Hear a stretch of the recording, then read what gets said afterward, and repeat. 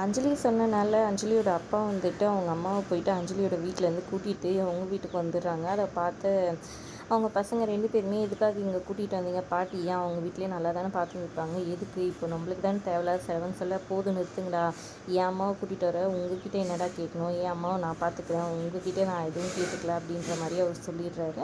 அதுக்கப்புறம் அவங்க அம்மாவை கூட்டிகிட்டு போயிட்டு ரூமில் ரெஸ்ட் எடுக்க வைக்கிறாங்க. ஒரு பக்கம் இங்கே ஆல்ரெடி நிறைய பிரச்சனையாக இருக்குது, என்னடா பண்ணுறதுன்ற மாதிரி துளசி ஒரு பக்கம் ரொம்பவே அப்செட்டாக இருக்கிறாங்க.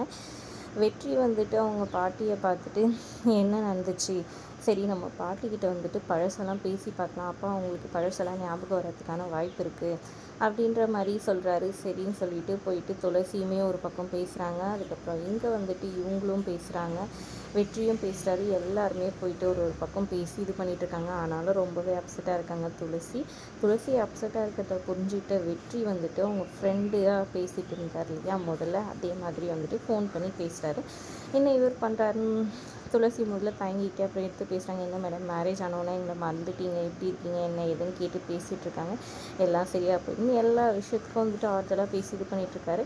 ஃப்ரெண்டுன்னு நினச்சி பேசுகிறனால துளசி ரொம்பவே நல்லா பேசிகிட்டு இருக்காங்க. உங்ககிட்ட பேசின பிறகு தான் எனக்கு மனசு ஆறுதலாக இருக்குன்னு சந்தோஷப்பட்டு பேசிகிட்டு இருக்காங்க. இதை வந்துட்டு துளசியோட அம்மா பார்த்துடுறாங்க. வெற்றி வந்து துளசி மேடம் சொல்லி பேசிகிட்டு இருக்காரு வெளியே நின்றுட்டு, அதை நோட் பண்ணிடுறாங்க.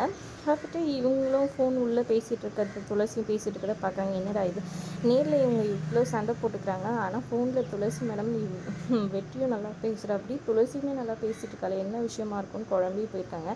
அப்புறம் அவங்க ஹஸ்பண்ட் கிட்டே இந்த மாதிரி ஃபோனில் நல்லா பேசிக்கிறாங்க, நேரில் இந்த மாதிரி சண்டை போடுறாங்க, ஒன்றும் புரியலன்னு சொல்கிறாங்க. எனக்கும் ஒன்றும் புரியல, சரி யோசிக்கிறாங்க. கரெக்டாக அந்த குட்டி பாப்பா வருது. கூப்பிட்டு இந்த மாதிரி வந்துட்டு துளசி அம்மா வந்துட்டு யாரோ ஒருத்தர்கிட்ட ஃபோனில் பேசுகிறாள்ல, அது யாருன்னு தெரியுமா உனக்குன்னு கேட்குறாங்க. தெரியுமே அப்படின்னு சொல்கிறாங்க. அப்போ யாருன்னு சொல்லுன்னு கேட்க, இல்லை நான் யார்கிட்டையும் சொல்ல மாட்டேன்னு ப்ராமிஸ் பண்ணியிருக்கேன்னு சொல்கிறாங்க. இந்த மாதிரி நல்ல விஷயத்துக்காக ப்ராமிஸ் பிரேக் பண்ணலாம், ஒன்றும் தப்பு இல்லை நீ சொல்லுன்ற மாதிரி சொல்கிறாங்க. உடனே அது வெற்றி அங்கிள் தான் அப்படின்னு சொல்கிறாங்க.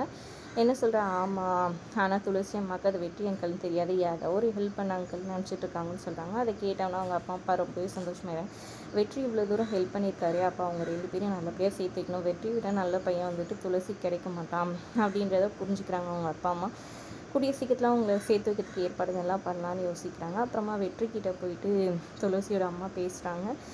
நீங்கள் இவ்வளோ நல்லவராக இருக்கீங்க, ஏன் இதெல்லாத்தையும் துளசிக்கிட்ட சொல்லக்கூடாது, எனக்கு எல்லா விஷயத்தையும் பாப்பா சொல்லிட்டா, நீங்கள் தான் வந்துட்டு துளசிக்கிட்ட ஃப்ரெண்டாக பேசிகிட்டு இருக்கீங்க ஃபோனில், அவளுக்கும் வந்துட்டு உங்களை ரொம்ப பிடிக்கும் அப்படின்ற மாதிரி சொல்கிறாங்க. ஆமாம், இருந்தாலும் நான் இதெல்லாம் வந்துட்டு அவங்ககிட்ட நெருங்கிறதுக்காக தான் இதெல்லாம் பண்ண நினச்சிக்கிட்டாங்க, என்ன பண்ணுறதுன்னு வெற்றி சொல்ல, அதெல்லாம் ஒன்றும் நினைக்க மாட்டா அப்படின்னு சொல்ல, சரி ஓகே நான் நேரம் பார்த்து எப்போவாச்சும் சொல்லிடுறேன் அவங்கக்கிட்டன்ற மாதிரி சொல்லிடுறாரு நம்மளோட ஹீரோ வெற்றி.